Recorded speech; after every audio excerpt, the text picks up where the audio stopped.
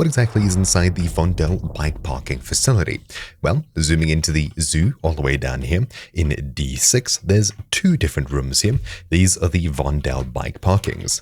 Opening it up, we have an orange box here with some okay loot in it, a mortar strike, thumb drive, delivery instructions if those are important later on, as well as a self-revive and a bunch of cash. It's okay, but it's not terribly good. If you have the key, it's definitely worthwhile stopping here and having a look around the back. There's another door that we can unlock, and this doesn't really give us anything crazy.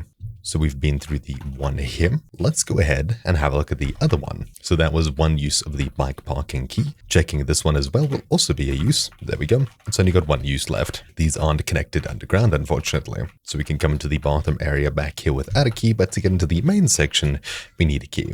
It's not crazy good, but there's some okay loot in here and just some normal documents. That's really it. Townhouse apartment key. That may be useful, but hey. Anyways, thank you all for watching. My name's been Troubleshoot, and I'll see you all next time. Ciao.